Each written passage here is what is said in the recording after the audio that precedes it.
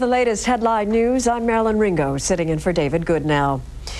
Prospects are still uncertain for an agreement to end the war in Bosnia. Near Dayton, Ohio, exhausted negotiators are spending their second consecutive late night at the bargaining table. U.S. officials say they expect to make an announcement about the success or failure of the talks sometime Tuesday. At last report, Secretary of State Warren Christopher was pushing for a comprehensive agreement. But sources from all three sides are suggesting a partial accord may have to suffice, leaving sticky territorial issues to be decided at another round of talks. Pentagon sources tell CNN plans for sending U.S. troops to Bosnia would be set in motion immediately if a peace agreement is reached.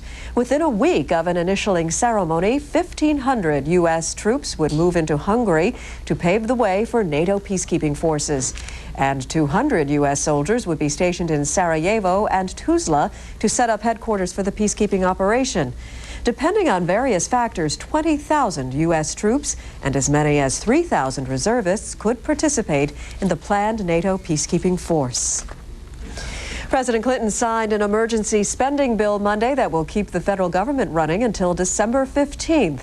The compromise reached Sunday buys the White House and congressional Republicans time to work out a bipartisan plan for balancing the budget by the year 2002. In exchange for committing to the GOP time frame, the president received assurances that Congress would protect Medicare, education, and other social programs. One of the things the president stressed today is that we shouldn't gloat over the agreement that was reached right now. It was the first time that the Republican leadership in Congress did acknowledge the president's priorities, and the president also instructed the staff not to make too much of the polls that show us doing very well. People know that their children are being cheated by politicians who simply charge more and more money. Now, I want to emphasize that we are at a true turning point, and as John Boehner put it correctly, we have the potential to give our children a tremendous Christmas present in the form of a balanced budget. But no one should kid themselves. This job is not done. And the compromise cleared the way for national parks and monuments to reopen Monday. In Philadelphia, staff returned to the Liberty Bell for the first time since six-day government shutdown. Anthony Collins has more on the first day back at work and play at national facilities.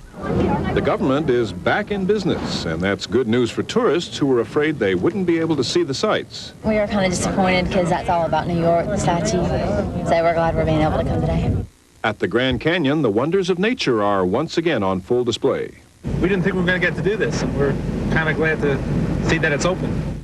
Also open again are the popular monuments in Washington. At passport offices, some travelers were still talking about last week's shutdown. I'm annoyed. I've missed several days in Germany with a meeting with my company that I was supposed to have already attended. Okay.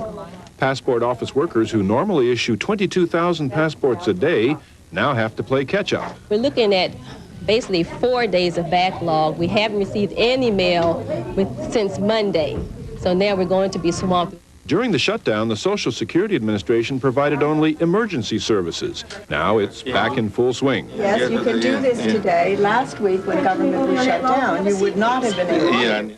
Last week, the office couldn't process 120,000 new applications for things like Medicare. We also had to put our 800 number on an answering machine and not serve the customers through this 800 number. So we are missing about 1 million calls. Well, I'm sure they weren't happy, but nobody was happy. Some government workers said being furloughed was boring. I'm glad I'm back. There's only so much TV you can watch. Throughout the government, workers were glad to be back. Good to see you. Nice to be back.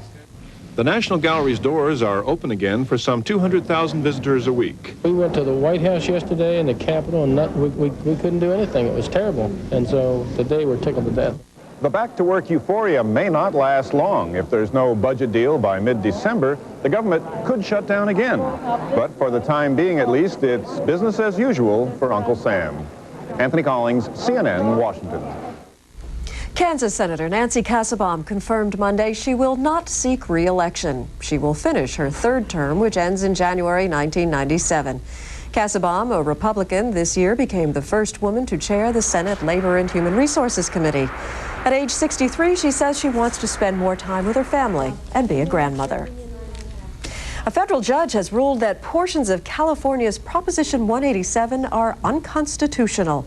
California voters approved the measure last year. It denies public education, social services, and non-emergency